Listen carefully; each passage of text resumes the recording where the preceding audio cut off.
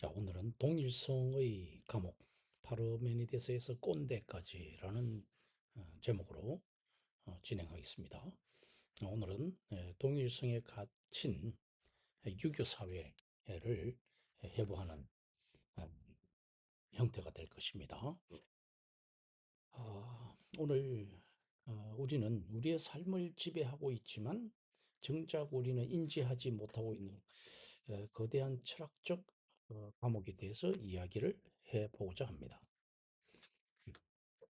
서양 철학의 뿌리에는 파르메니데스라는 인물이 있습니다. 그는 존재는 절대적으로 변하지 않는 꽉 찬 구와 같다고 보았습니다. 이 그림처럼.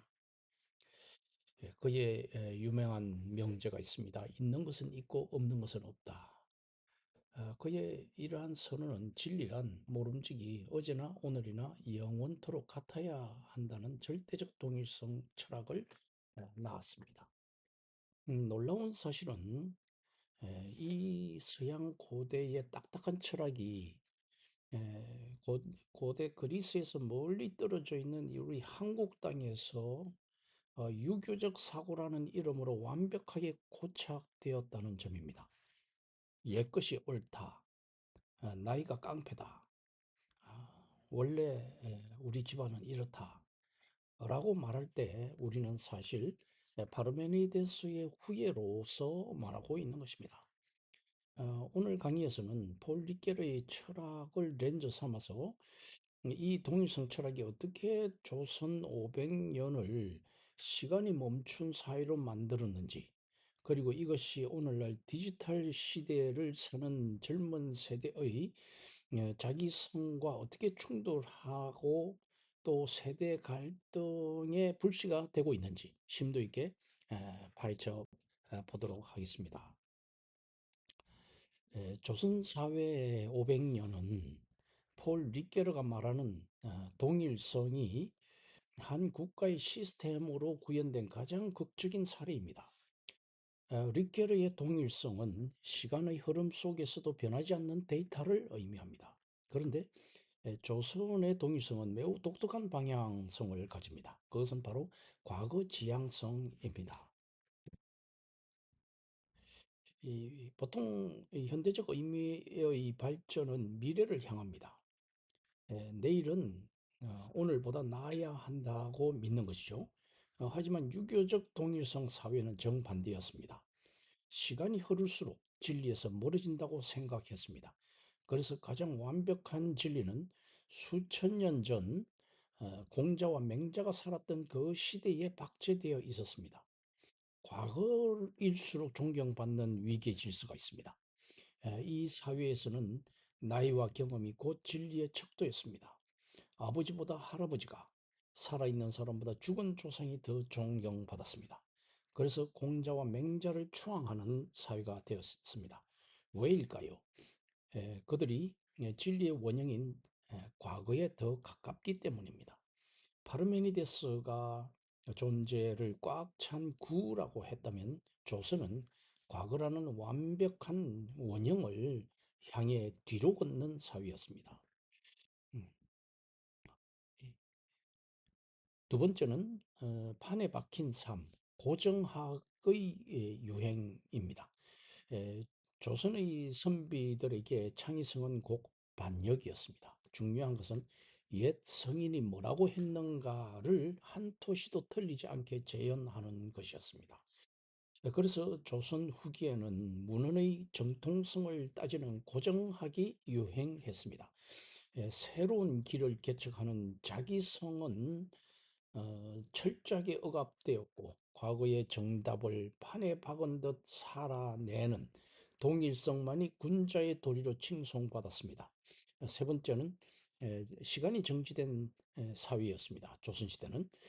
조선은 역사의 발전을 추구한 것이 아니라 역사의 보존을 추구했습니다. 500년 동안 복직, 예법, 사고방식이 큰 변화 없이 유지될 수 있었던 이유는 그것이 진리라는 이름의 동일성에 갇혀 있었기 때문입니다.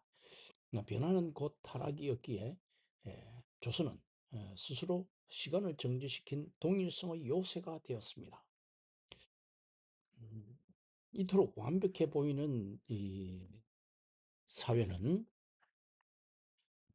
이토록 완벽해 보이는 사회는 동일성 사회인데 이 동일성 사회는 필연적으로 심각한 폐단을 낳았습니다. 릿게르의 관점에서 보면 동일성이 자기성을 삼킬 때 주체는 사물이 됩니다. 음. 진리가 하나의 고정된 판이어야 하므로 조금만 해석이 달라도 피비린내 나는 투쟁이 벌어졌습니다. 조선시대의 대표적인 논쟁이 있습니다. 예송 논쟁입니다. 이 예송 논쟁이라는 것은 조선 중기 이 효종과 효종비의 국상을 당하여서 자의 대비, 조대비죠. 자의 대비가 입어야 할 상복의 기간을 두고 남인과 서인이 벌인 격렬한 논쟁인 예속 논쟁에 대해서 우리는 살펴볼 수 있습니다. 예속 논쟁은 현종 제위 기간인 1659년에 1차 논쟁이 벌어지고 1974년 2차 이 두 차례에 걸쳐서 일어납니다. 첫 번째 것은 이 17세기 중반 조선 현종 때 일어난 논쟁입니다. 논쟁 당사자는 서인인 송시열과 송중길이었습니다.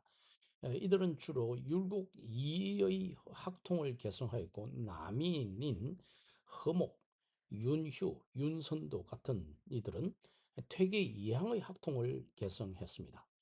1659년에 기해예송 사건이 이제 시작이 되는데 효종 그러니까 현종의 아버지가 성하하자 효종의 의붓 어머니인 자의 대비가 상복을 몇 년을 입어야 하는지가 문제가 되었습니다. 효종은 인조의 차남이었으나 왕위를 계승했기 때문에 그는 장남으로 대우할 것인가 차남으로 대우할 것인가가 쟁점이었습니다. 서인의 주장은 효종이 비록 왕위에 올랐으나 차남이라는 사실은 변하지 않으므로 사대주의 예법에 따라 1년만 입어야 한다고 주장했습니다. 남인의 주장은 왕위를 계승한 이상 장남이나 다름없으므로 국가의 기틀을 세우는 차원에서 3년을 입어야 한다고 반박했습니다. 당시 권력을 잡았던 서인의 승리로 끝나자 자의대비는 1년 동안 상복을 입었습니다.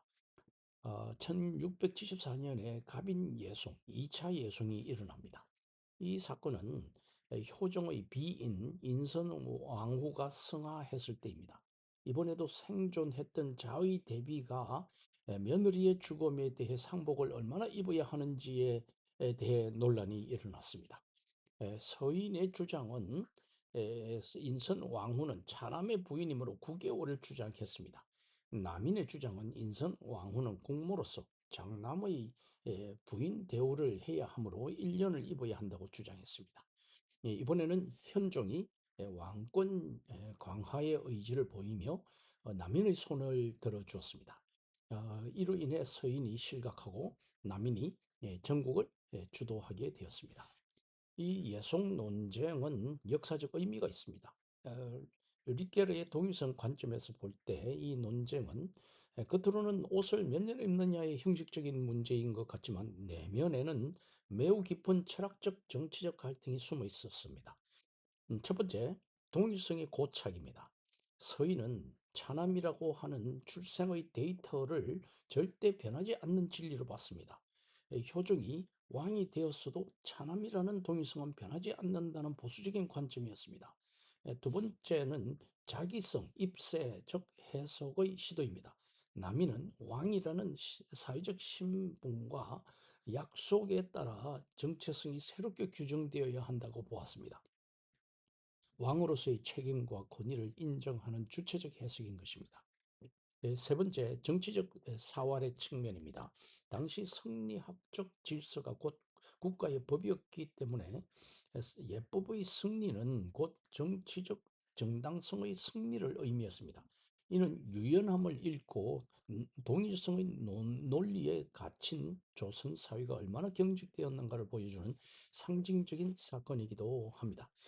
결국 예속 논쟁은 조선 사회가 미래를 향한 변화, 그것이 곧 자기성인데, 셀프후드, 자기성보다 과거의 규범, 데이터, 동일성이죠. 데이터를 지키는데 얼마나 많은 에너지를 소모했는지를 보여주는 안타까운 역사의 단편인 것입니다. 그 다음에는 6.25 사회에서의 동일성과 자기성의 갈등이 오늘날 세대 갈등으로 나타나 있다는 점을 말씀드리겠습니다. 자, 이제 음, 에, 우리 사회의 가장 큰 아픔인 세대 갈등을 들어가 봅시다. 이 갈등은 단순한 의견 차이가 아니라 존재론적 충돌입니다. 첫 번째, 기성세대의 아날로그적 동일성이 문제가 될 수 있습니다. 조부모와 부모 세대는 여전히 조선의 유교적 동일성 연장선상에 있습니다. 그들은 그들에게 가치관은 아날로그적입니다. 즉 기록된 것, 오래된 것, 변하지 않는 매뉴얼이 진리가 되고 있습니다. 그들은 자녀가 자신들의 검증한 안정적인 길을 그대로 걷기를 원합니다. 나는 그때는 말이야, 나 때는 말이야, 너희들만 할 때는 말이야 하는 말은 내가 가진 과거의 데이터는 진리니 너의 현재를 여기에 맞추라고 하는 파르메니데스적인 명령에 해당되는 것입니다. 지금 그림에서 보듯이 기성세대, 알날로그, 2030 세대, 디지털 세대 이렇게 구분이 되는데 과거 진리의 기준이 다르죠. 과거의 매뉴얼과 현재의 응답입니다. 그런 차이가 있고 시간의 방향은 기성세대는 보존과 정지에 있고 2030 세대는 흐름과 갱신에 있습니다. 음, 가치의 원천은 나이와 경력에 있고 기성세대는 2030 세대는 역량과 소통에 있습니다. 지향점은 무엇이냐? 기성세대는 안정적인 그 무엇입니다. 2030 세대는 고유한 누구, 나는 누구인가? 크리에이터로서 나는 누구인가? 그 다음에 철학적 기반은 동일성에 있고요. 기성세대는 2030 자기성에 있습니다. 음, 음.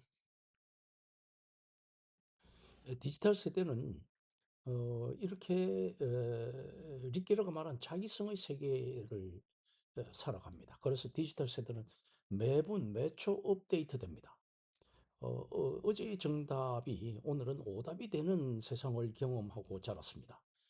그들에게 중요한 것은 과거의 권위가 아니라 지금 이 순간 나의 선택과 응답입니다. 그들은 판에 박힌 삶을 거부하고 끊임없이 자신을 갱신하는 고유한 누구가 되고 싶은 후가 되고 싶어 하는 것입니다. 이 두 가지가 충돌하는 현장은 어떨까요? 아날로그 세대는 에, 나이와 경력에서 권위를 찾지만 디지털 세대는 역량과 소통에서 가치를 찾습니다. 부모가 요즘 공무원이 최고다 라고 말하는 것은 동일성적 안정의 강요이고 자녀는 나는 유튜버가 되어 나를 표현하겠다, 크리에이터가 되겠다 하는 것은 자기성적 셀프 후드적 모험의 선언인 것입니다. 이 갈등은 본질적으로 시간을 정지시키려 함과 시간을 흐르게 함의 싸움인 것입니다. 음, 자, 그림에서 동일성의 옷을 벗고 자기성으로 응답하기라고 되어 있습니다. 이제 강의가 마무리가 될 텐데요. 우리 조상들이 500년 동안 지켜온 동일성의 이 질서는 한때 우리 민족을 하나로 묶어준 힘이었습니다. 하지만 이제 우리는 그 박제된 시간의 무덤에서 걸어 나와야 합니다. 부모 세대 여러분, 당신의 자녀는 당신의 크리에이터를 복제할 로봇이 아닙니다. 하나님과 세상 앞에 단독자로 서서 새롭게 응답해야 할 고유한 자기성의 주체입니다. 자녀를 성적이나 학벌, 좋은 직장, 직업과 같은 그 무엇으로 규정하지 말고 그가 누구가 되어 가는지를 지켜봐 주시기 바라겠습니다. 음, 오늘 동영상 제목으로 파르메니데스에서 꼰대까지라고 되어 있는데, 꼰대라는 것은 옛날에 입력한 것을 지금 출력하는 것을 말합니다. 말하자면 아버지가 아들에게 내가 네 나이 때는 말이야 라고 말하는 순간 꼰대가 되는 것입니다. 그러면 젊은 세대 여러분들, 기성세대의 잔소리가 때로는 동일성의 폭력처럼 느껴지겠지만 그것이 한때는 거친 풍파의 세월을 버티게 했던 그들의 유일한 안정장치였음을 이해해 보시기 바랍니다. 성경은 하나님을 동일성의 반석인 동시에 우리와 함께 길을 걷는 자기성의 동반자로 묘사합니다. 우리 역시 서로를 고정된 데이터로 낙인 찍지 말고 매일 새롭게 변화하는 약속을 지켜가는 인격으로 대우합시다. 500년 묵은 동일성의 감목을 여는 열쇠는 바로 타자의 아픔에 응답하는 우리의 신실함에 있습니다. 긴 시간 간청해 주셔서 감사하고요. 마지막 질문입니다. 여러분은 오늘 데이트로 살아가고 있습니까? 아니면 주체로 응답하고 계십니까? 하는 질문을 마지막으로 마치겠습니다. 감사합니다.